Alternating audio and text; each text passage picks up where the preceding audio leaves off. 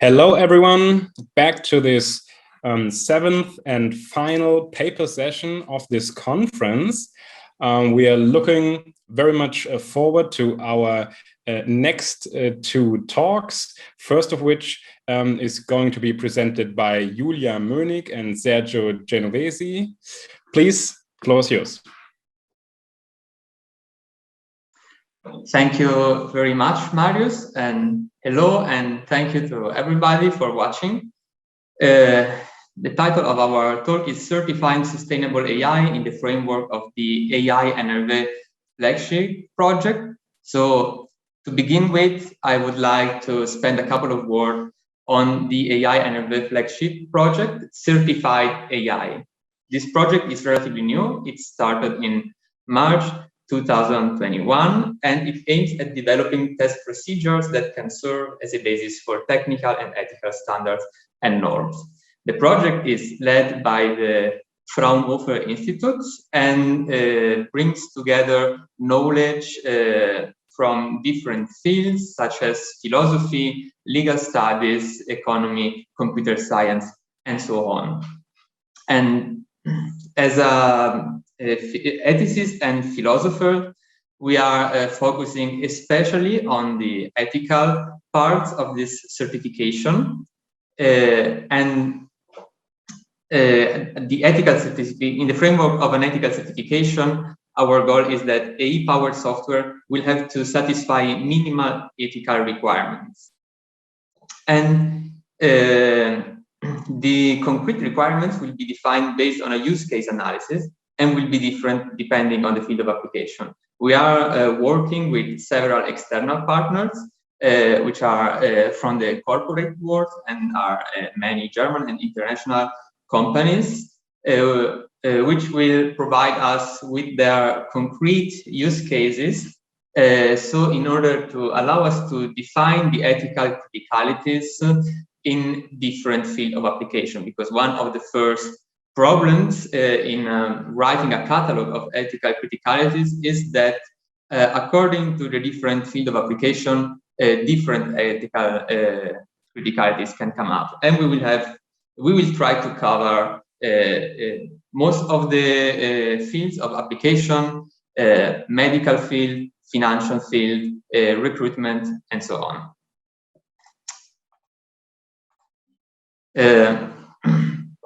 We have 7 so-called audit areas that serve as a proof criteria for the certification. And this list is, of course, as you may notice, inspired by the 7 ethical requirements by the high-level expert group of the European Union.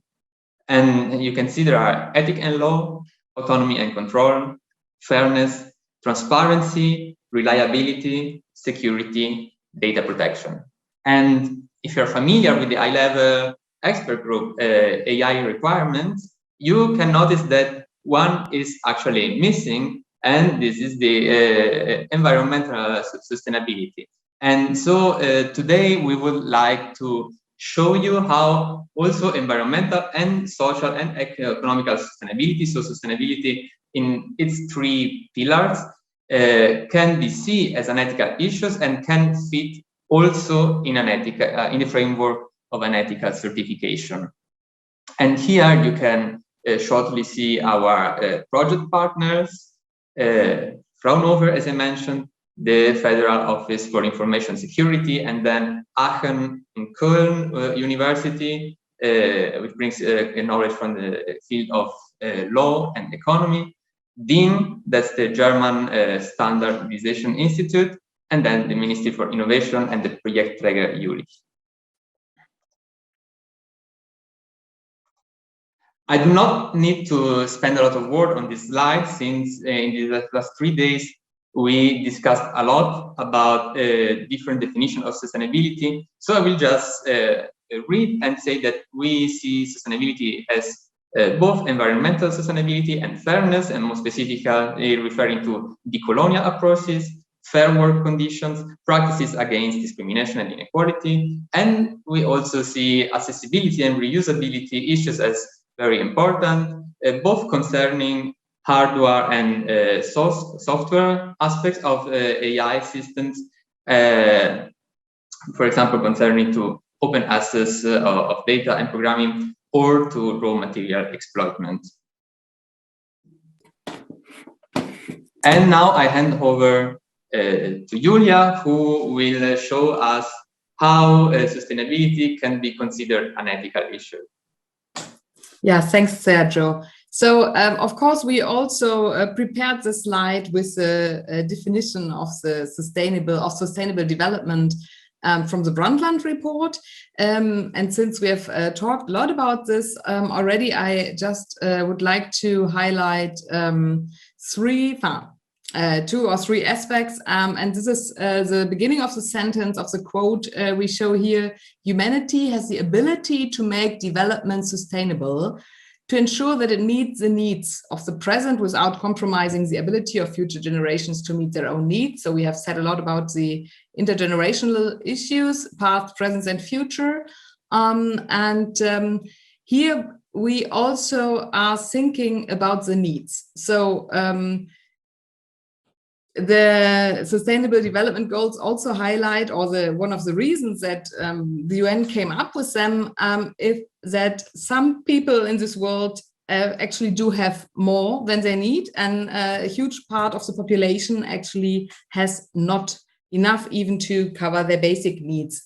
And so we consider sustainability, as Sergio already said, an ethical issue. So over the conference, the question has come up how the question of ethical AI and sustainable AI do relate to each other. So in our view, this is the reason for this is that we only are thinking about sustainability if we have an ethical standpoint in the first place. So the reason why we think that we should act sustainable is because we care about others.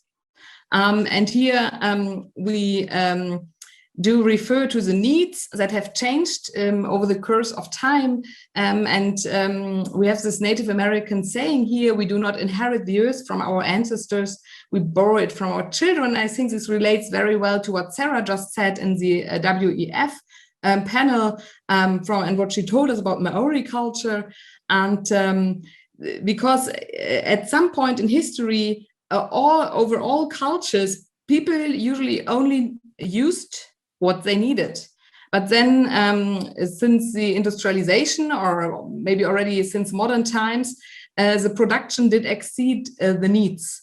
And we weren't even able to consume everything we did produce. And in addition to this is the fact that we are also able to destroy what we produced. And since the 20th century, we know that humankind is even able to destroy everything. So not only what we made, but also what is there beyond our influence. So the whole planet and other species and other human beings. And this kind of relates to the technological determinism. So that this idea that as soon as there is a technology, it should be used and should be developed further. And if we do this, so this idea, move fast, break things, has been quoted yesterday too. And this idea that if I can, I should do it. This is not necessarily an ethical point of view. So here we are quoting Hans Jonas with the imperative of responsibility. So we have also talked a lot about responsibility already. And Hans Jonas actually already points out in this in his book from the 70s that the reason why we should act responsibly is not only because there will be future people, but it's an anthropological reason. It's about the idea of man. So I'm going to read the quote because Jonas writes, we are strictly speaking not responsible to the future human individuals, but to the idea of man, which is such that it demands the presence of its embodiment in the world. It is this ontological imperative emanating from the idea of man that stands behind the prohibition of the Vabonk gamble with mankind. Only the idea of man, by telling us why there should be man, tells us also how they should be. So this also relates, I think, a bit to the Maori thinking of knowing how and knowing why. And of course, it relates to the fact what Hannah Arendt called plurality and the web of relationships, because we are always born into a world where there are already other human beings, and that has been made by human beings.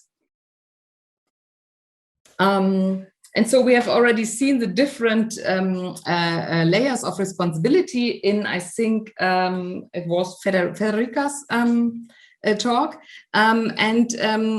The panel is wisely called Power to the Consumer, or the session.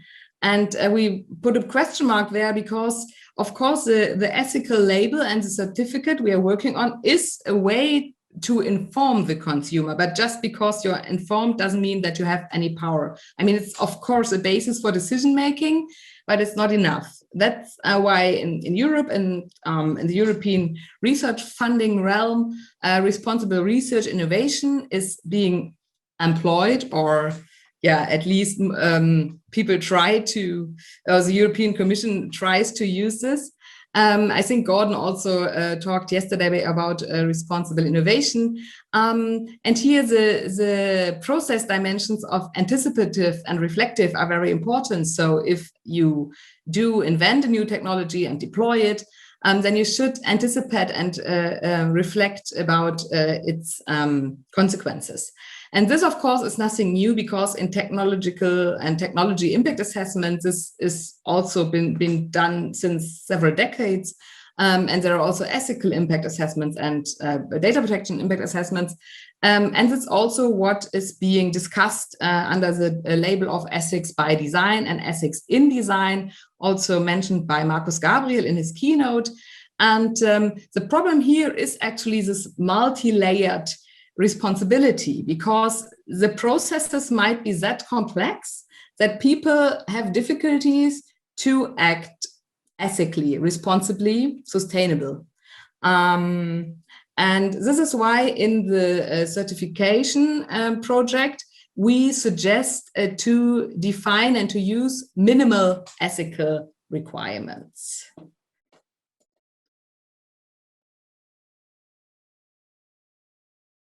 So I guess I'm back presenting. So now the main question is, how can sustainability fit an ethical certification? And I cannot stress out enough that we are not working on a sustainability certification, but on a more general certification where different factors have to communicate together in order to reach a final judgment, a final assessment that says this product can be certified or not. And the platform Lernende Systeme already proposed sustainability as a kind of gold standard in the assessment procedure. So they propose to develop an ethical certification which has similar audit areas as ours, but sees sustainability as an extra goal. It can be achieved, but it's not necessary for the ethical certification. And we think this statement is lacking the consideration of the philosophical reason that Julia just explained to us to ground the fact that sustainability is an ethical issue. So how do we want to do this? I have to say that right now we are in a very early stage of our research and on our certification development procedure. So we still don't have a procedure whose all the partners of our association agreed on. And I am not talking right now in the name of all the partners you've seen, but we would like to propose the introduction of a nuanced assessment. So sustainability as an ethical issue will affect the overall assessment and will be one of the factors that will affect this final score. And I am very happy that in the last 3 days, other people presented different kind of nuance assessment, and I'm referring in particular to the talk of Friederike Rode and Markus Voss about a comprehensive assessment framework, and of Helena Kothaus about a care label certification. And we think it could be a realizable way to let sustainability fit among other ethical factors. But of course, minimal ethical requirement should in any case be satisfied. So it's not thinkable to have a general nuanced assessment in which many factors bring plus or minus points, but in the end, one of the important pillars of an ethical certification is lacking. And here a more concrete proposition, how sustainability can affect an ethical certification. Let's start from a bad impact on the assessment. The product is worsening the sustainability impact of its previous version, if available, or of its not AI-powered correspondent. And I would like to mention here an example, which I take from Amy's paper, Sustainable AI, the one of a recruiting algorithm, which is not warranting anti-discrimination standards and rights for the people hired. So let's think about a recruiting software who is discriminating people. As we have seen, fairness is one of the 3 pillars of sustainability, and this should be considered as a minus point. And as Amy in her paper point out, things could even be worse if the tuning of this recruitment algorithm would have a high environmental cost, for example, in CO2 emissions. That will be another minus point in the overall assessment. A neutral or bad impact on the assessment will be the case when the product is not changing the sustainability impact of its previous versions, if available, or of its not AI-powered correspondent. And as I just said, if the product is not sustainable, this will affect the assessment just negatively. A good impact on the assessment, on the other hand, is to be found if the product is improving the sustainability impact of its previous version, if available, or of its not AI-powered correspondent. And here we can think of an optimization software who is cutting CO2 emissions and energy costs. Of course, there are many issues here, and we're here to discuss it with you. During this conference, one that came to my mind is how we can compare the different impact of different pillars of sustainability on an overall ethical certification. Let's take, as in the case of the recruiting algorithm, social sustainability and environmental sustainability. Let's take the example of an algorithm of an AI system that is actually improving recruiting condition and is abolishing discrimination in the recruiting process, but has very, very high environmental costs since it is very energy expensive to tune. So what will we do in this case? How can we compare the sustainability cost and impact of 2 different pillars of sustainability? This is an open question. It's a challenge for the future, but I wanted to give it to you for the discussion. And we have come to an end. So thank you for listening to us.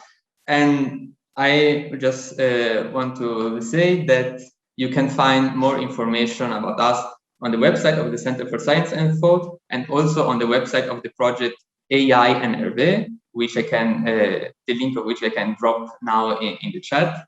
Also, follow us, since we are organizing a lot of research activity upcoming is a call for papers for a conference about recommender system and their legal and ethical issues. So please follow us and talk with us. Thank you.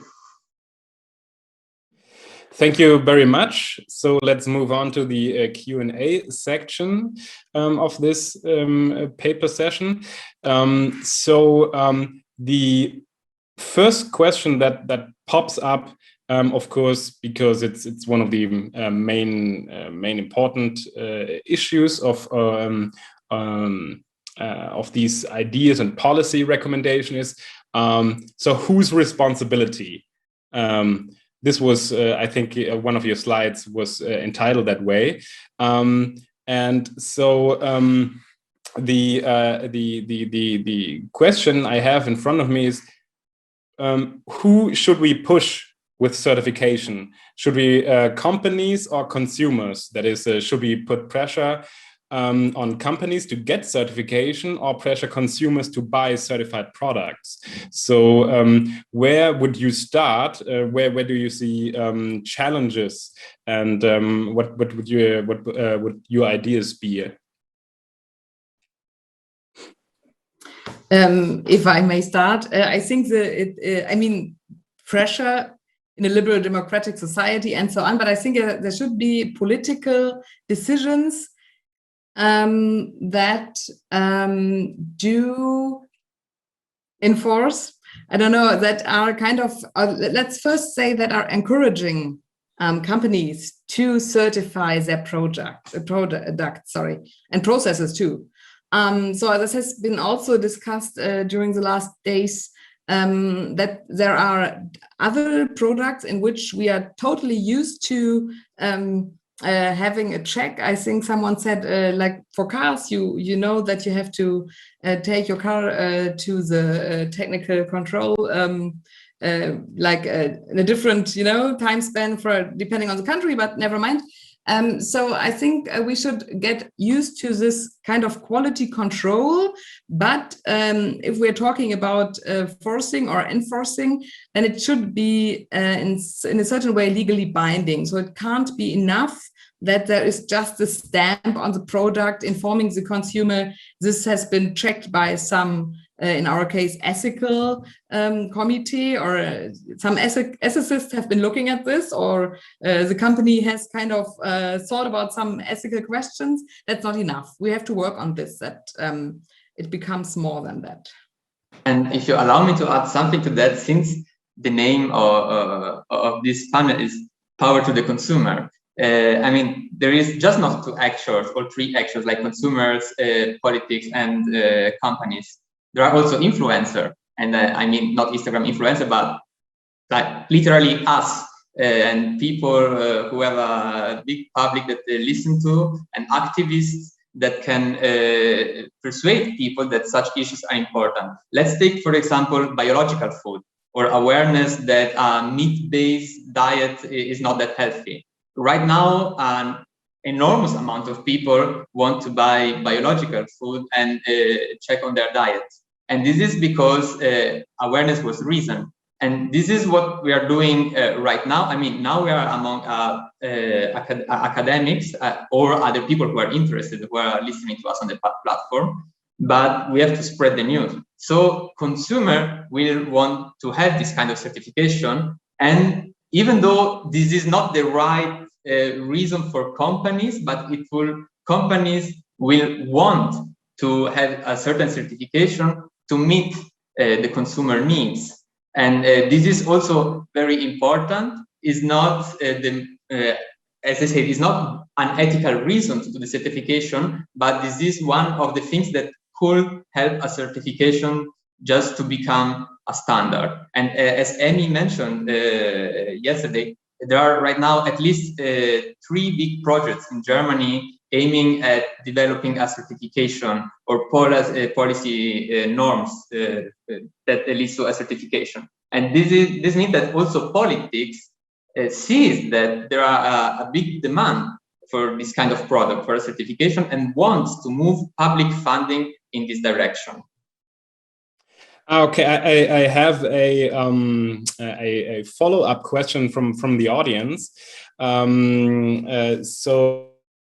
The question is, should certification be voluntary or mandatory? You said a little bit about that. Should it be required for all machine learning systems, or only if they are high risk or if they are large algorithms with with high carbon emissions? So this is a bit. So if I may add a tiny follow-up to this question, because it popped up in the fireside chat with Mark Kirkelberg yesterday. So what would your stance on nudging be? So are you more, how do you conceive of power to the consumer? Is it just so that the consumer is well informed, or do you also, so how far do you want to go in your encouragement of the consumer? I'm so glad that you asked this follow-up question, or that you elaborate on it, because I was thinking that when yesterday's care label idea was presented, that this care label also is a sort of nudging. So I mean, if I go into the store and buy a product and there is the green label on it, then of course this is also influencing me in my consumer choices.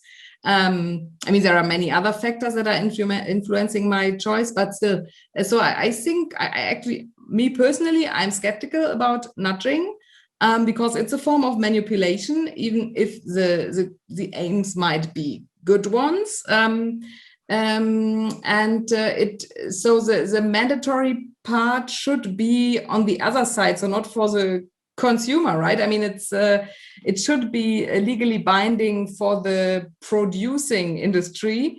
And if we speak for our project, then we are interested in AI applications. But of course, and this is kind of what people are afraid of, due to what has been called the first wave of AI ethics, right? That there might be a super intelligence. So I think this is why people are so afraid of machine learning and autonomous systems. But if I may speak from my philosophical point of view, then I think this applies to other software and hardware systems as well. I mean, right now everything is interested in AI, and that's how you get funding, right? But this, I mean, it's not much of a difference whether there is a self-learning algorithm or not. So we should look into this and into the complexity of the whole supply chain, as we said, with hardware, for instance, where does the lithium in our batteries come from, etc. Very good point. So I want to, because we are short on time, I want to put two questions from the audience together, because they are somewhat related, concerns more technical issues of how to implement and how to structure certification, and also implementation issues, and whether how you deal with societal involvement on the issue. So how do you? Is there some sort of feedback into your process of guideline production, so that you can take up new input as we further develop the technology? So the question is, would the certification ever expire, or will it last all the time? What happens if the machine learning is self-optimizing, or if society's beliefs on values are changing? And can any AI algorithm be certified, like autonomous weapons, or only for socially responsible algorithms? Yeah, thank you for these questions. So please, a short answer. I know it's a tough question. Okay, answer to, yeah, it can expire. That's the idea, that the certificate is given for a certain amount of time. B, I think so far our associate partners do not involve anyone who's dealing with autonomous weapons. And maybe the third short answer is that's what we are going to do now. So the project just started, and it's a 5-year project. So that's what we are going to work on in the next month and the next years, thinking about these implications, and also about how it will be structured and the practical questions too, together with the partners. Okay, thank you. Thank both of you very much for your presentation and for your Q&As. In the interest of time, we move on to the next talk. I'm happy to introduce to you Abhishek Gupta. I won't stop right here and let you take it from there. Feel free to say 1 or 2 words about yourself, but you can also get right to it if you want to. Yeah, thanks so much for the introduction. Just getting video set up. Perfect. All right. Well, hey, good to be here with everybody. I hope the conference has gone well so far. I think lots of interesting ideas have been put up over the duration of the conference, and I'm glad to see that this is something that's been, it's being talked about more. A little bit about myself. I'm the founder and principal researcher of the Montreal AI Ethics Institute. It's an international nonprofit research institute with a mission to democratize AI ethics literacy. I also work as a machine learning engineer at Microsoft, where I serve on the CSE Responsible AI board. I guess I straddle both the technical and the social sciences domain in terms of my work, especially as it relates to AI ethics. I want to talk to you guys about, how do we get to more sustainable AI systems, and essentially present an analysis of where we are at today, and a roadmap for us, for the community, in terms of how we can, do this better. So, perhaps this won't come as too much of a surprise, as I'm, at the far end of the conference. Probably a lot of you are already quite convinced that carbon accounting for AI is something that needs to happen. So I probably won't spend too much time on it, but just to sort of, lay out some of the fundamentals here. One, I think from an environmental impact perspective, I'm sure we've, heard this again and again, but large scale language models, as an example, have brought this to the forefront in terms of a discussion, especially the environmental footprints, which, hover close to even equivalence, close to that of, several back and forth flights between New York and San Francisco, as an example, train just a single model. Additionally, there are huge disparities in the carbon intensity in between places like, for example, Iowa in the United States, and, Quebec in Canada. In fact, one of the papers, one of the more influential papers in this domain makes that comparison. And second, perhaps, more importantly, or equally as important, are the social inequities that arise in terms of development, access, and benefits from these systems. So, as we start to emphasize ever larger AI systems, we continue to exacerbate inequity in access. From an industry standpoint, only those with access to large compute and data infrastructure will be able to build, quote unquote, the best systems. And, as a function of relying on these sort of energy intensive systems, we are promoting exploitative data practices, which are, of course, required to fuel such large systems. In the research standpoint, only the most well-funded labs can work on, these these state-of-the-art models, and it entrenches gaps between labs that are well-funded and those that aren't, because the labs that end up being able to publish these results then continue to receive more funding to do that work. So it sort of widens that chasm. And for the everyday person, it also creates barriers to entry. So you can think about, maybe someone wanting to start a new business, new startups, or emerging researchers, especially those in developing regions of the world. These infrastructure costs, which are usually dollar priced, tend to be even higher and more prohibitive for people in that part, in those parts of the world. And finally, I think carbon accounting is important for AI because it can act as a diagnostic tool for us to guide our actions towards building more sustainable AI systems. It's not the complete solution. I'll say that up front. It's a complicated problem, but it can at least guide us in making more informed choices on where we should make changes in our behaviors in terms of how we go about training and deploying AI systems. And these considerations come up when we're thinking about training, or where we run the training, what time we run them, and ultimately also the most important part perhaps is that we have a way of comparing the benefits that emerge from deploying this technology versus the costs that are levied in terms of the environment as we're building these systems. So what is the current state of carbon accounting in AI then? I'll split it into two parts. So I think there are some data issues and there are some practice issues. So on the data front, there is a lack of richness in the input data sources today.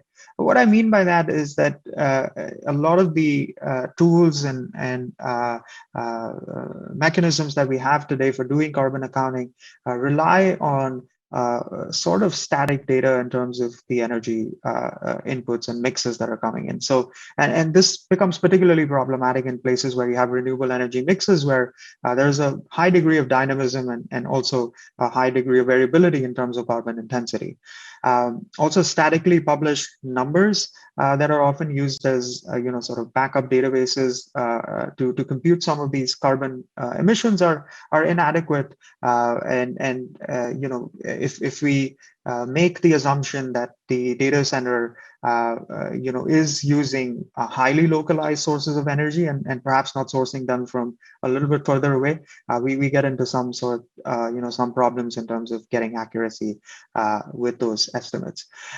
And last and most importantly, perhaps there is a richness in sources in a very few places, including the United States, where you have all of that data available. In other places, the data is often very coarse in its granularity, and that limits its usefulness in terms of the outputs from the tool itself.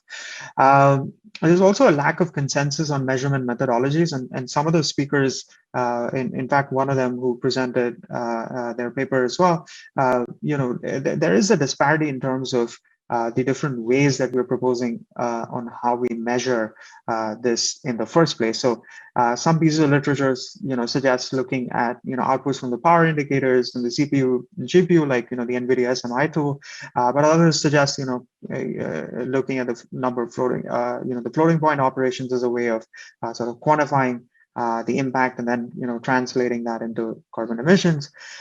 Each of them come with their pros and cons, but I think one of the things that's left unsaid at the moment is whether or not any of these are effective in shifting the behavior of the practitioners, which is really what the whole purpose of doing this accounting is. So in terms of practice, what's been nice is that we've had a movement away from web-based to code-based tools. And the reason I say that this is important is because the first crop of tools that came up in carbon accounting were purely web-based, where you had to enter information in a portal. And let's be honest here for a second. Developers are not going to, they hate exiting their natural workflow to go and enter stuff elsewhere, especially when there's dubious value there, especially when it's not mandated, it's optional. And code-based tools that integrate with sort of our native tooling, our native workflows, things like Common ML, they're useful because they come closer to our natural workflows and just reduce the friction in terms of adopting these.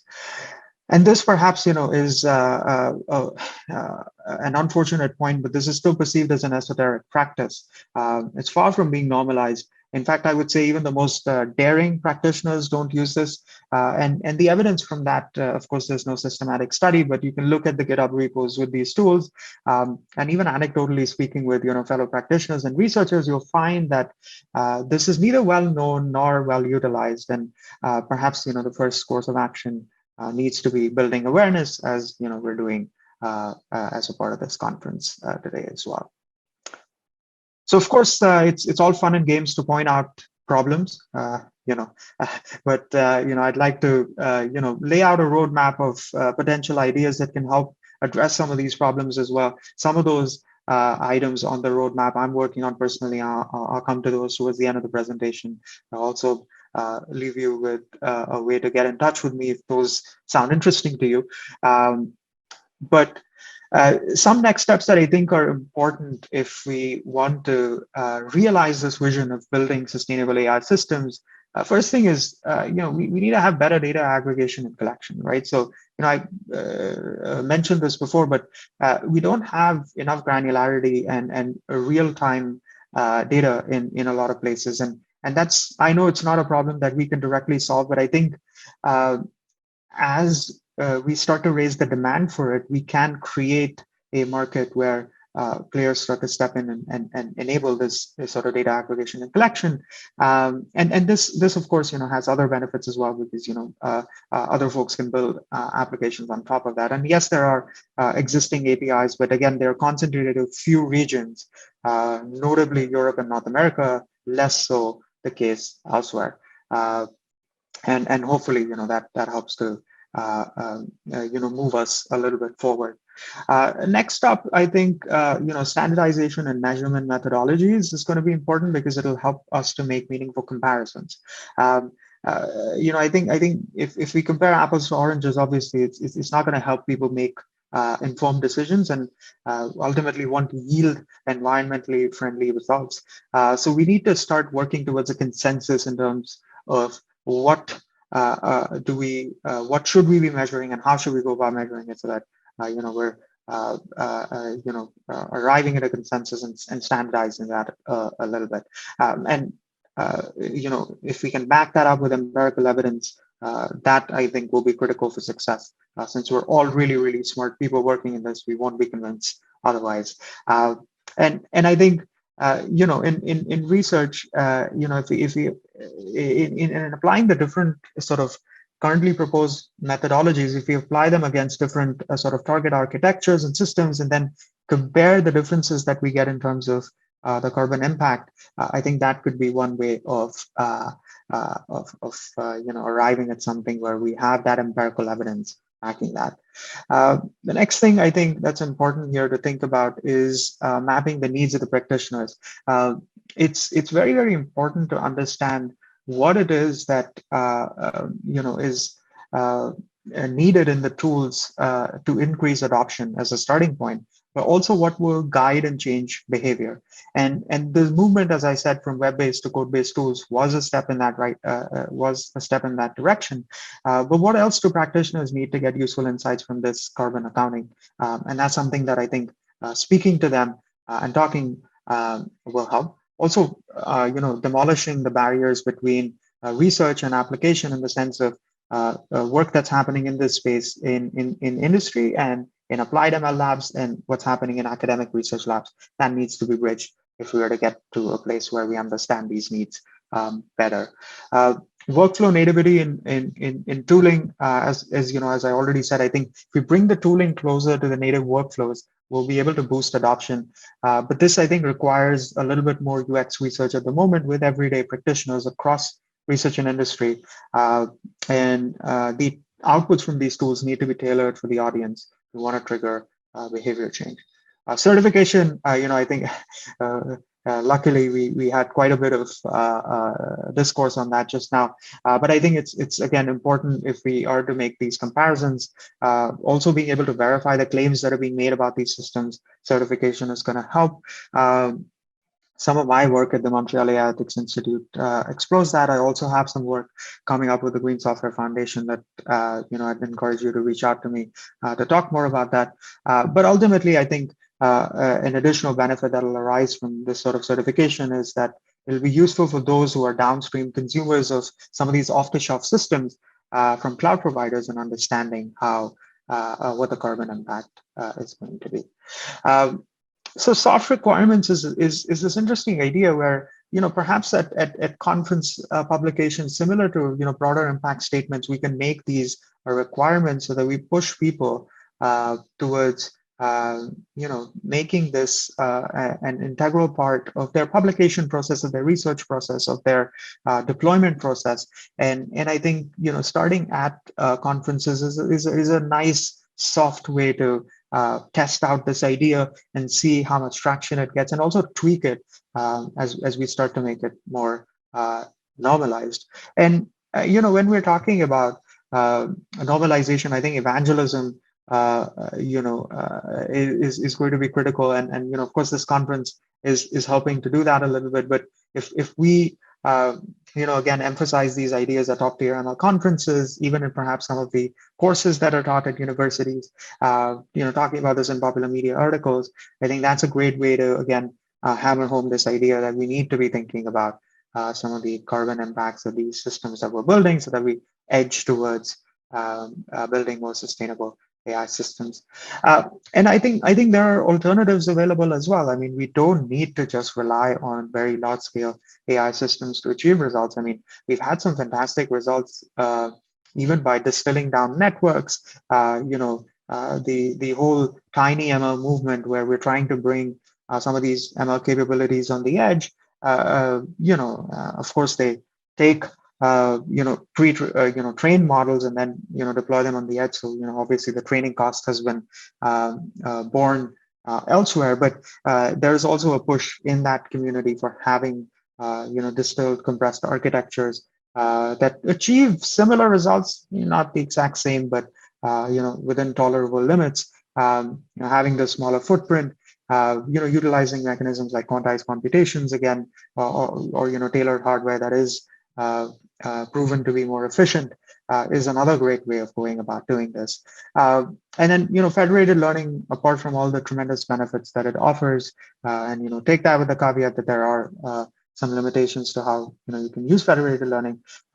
You have the opportunity here to distribute your training to perhaps low carbon intensity regions. As I had said, a little earlier, there are regions that have variable carbon intensity, and this is an opportunity to leverage that. Of course, this is a double-edged sword because you might train.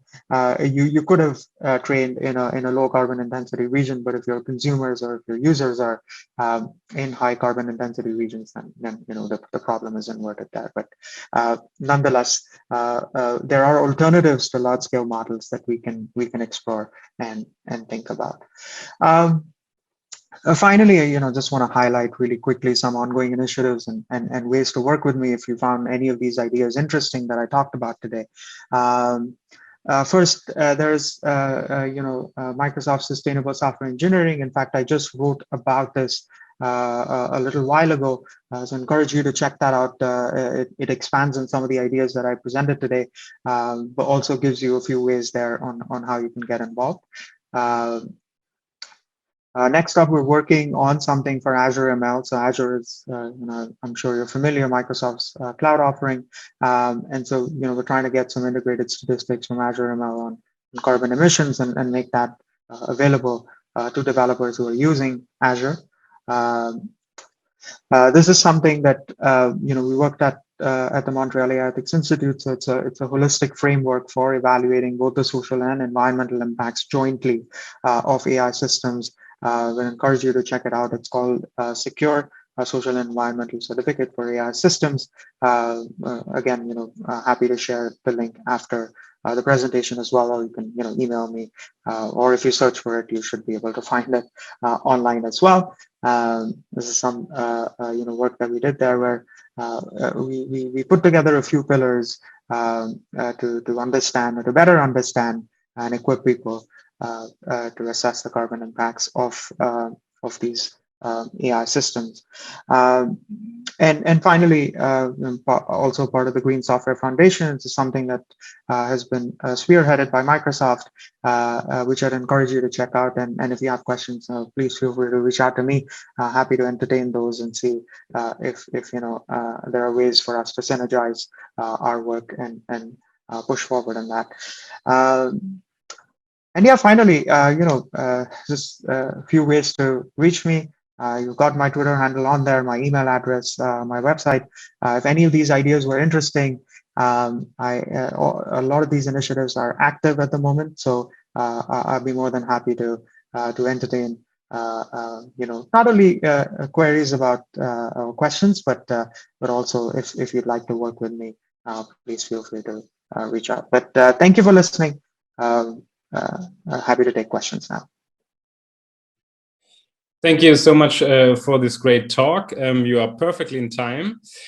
So we now have roughly 10 minutes for Q&A. Maybe we need to go a minute earlier because of the following art installation trailer. So let's get right to it. So the first question popping up from the audience relates to something you said at the very beginning. I think you talked about you talked about carbon accounting as a diagnostic tool to guide actions. So, and here's the question. What about AIs whose carbon footprint is big, but which are very important? For example, climate change models. What could be further diagnostic tools be to decide? Well, I think, the purpose of any diagnostic tooling is just to allow us to at least understand better what the costs are. And obviously, it doesn't cover the benefits side of it. So as you said, the person that asked the question, if you're running lots climate models that have the potential to help, this is, I guess, a problem with any sort of accounting mechanism where, unless you're able to quantify the impacts of both the benefits and the costs in roughly equivalent terms, it's hard to make a comparison. But I think it at least gives us an inkling of what is the real cost of running some of these climate models. And if for something as large as a climate model where the impacts or the positive impacts of that are uncertain, if it has a very, very large footprint and results are very dubious and not working out, they're uncertain, that's perhaps a point of discussion with your research team, your organization, to see, are there maybe more efficient ways of doing it? Are there other organizations with whom you can pool your resources to engage in this sort of research, etc., just so that you're cognizant of the cost that you impose as you embark on some of that work.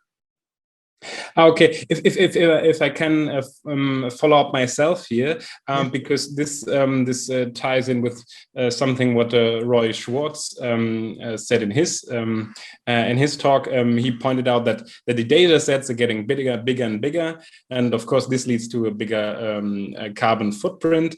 But of course these data sets need to get bigger because in order to get more powerful, and so it doesn't seem to be an option to reduce them, so because then the tool would be less powerful.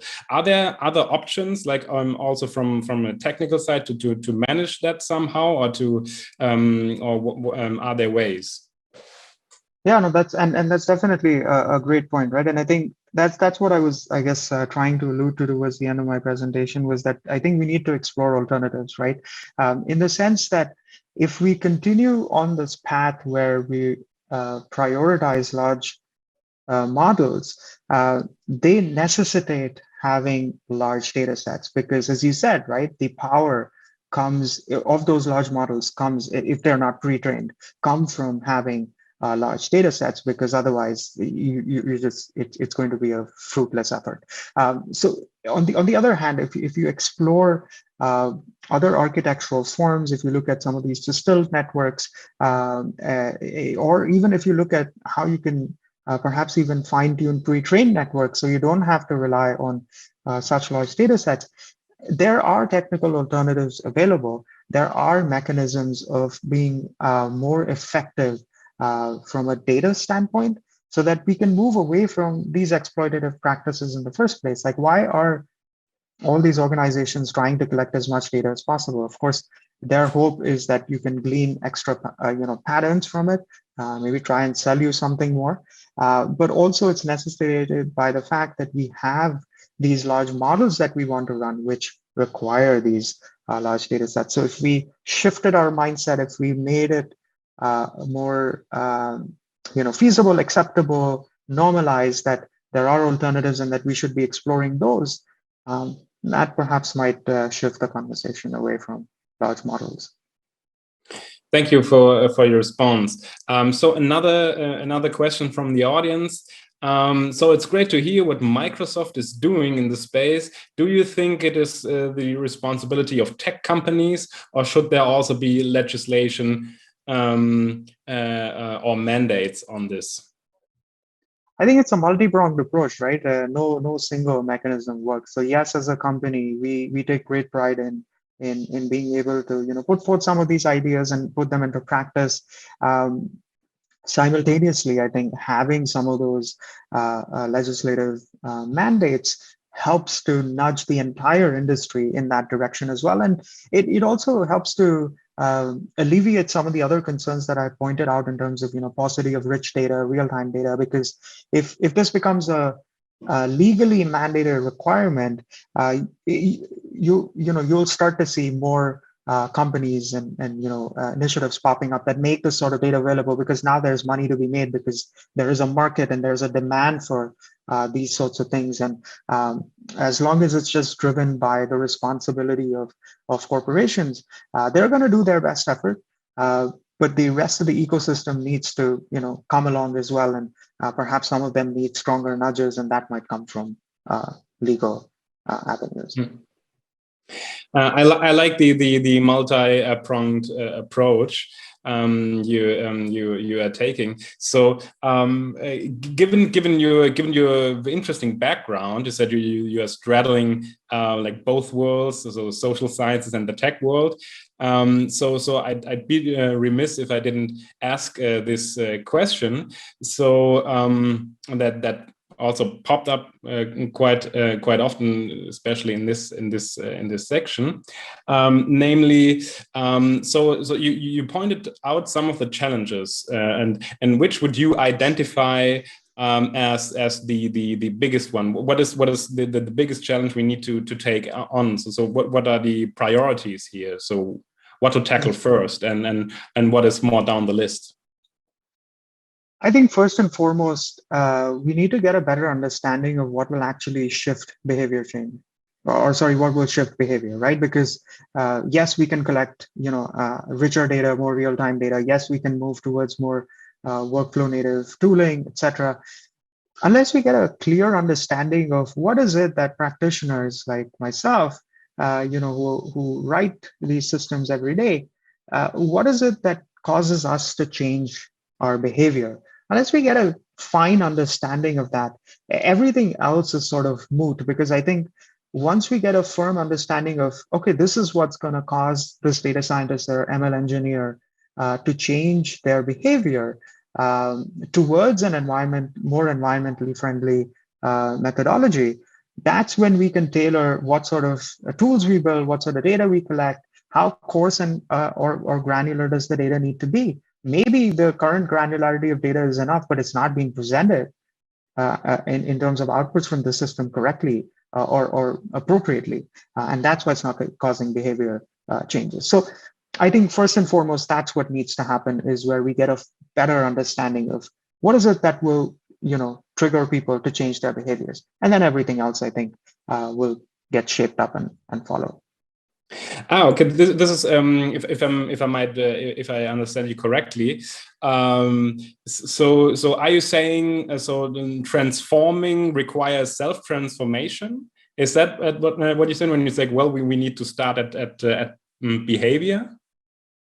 Well, behavior in the sense that I think understanding what drives people's behavior. So people as in data scientists, ML engineers, folks who are building these systems, right? So what is driving their behavior in terms of picking certain architectures?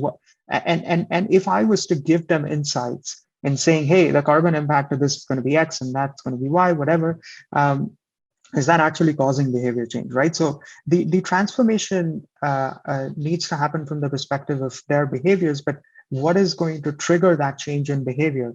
Having an understanding of that will come from mapping some of those UX needs of these people before we're able to get to a place where we can actually alter, how this happens. Okay, I still have a couple of questions on my list, but I think we rather run out of time. So we are the next and final installment of the conference is coming up. Would love to chat some more, but always there will be questions left unanswered.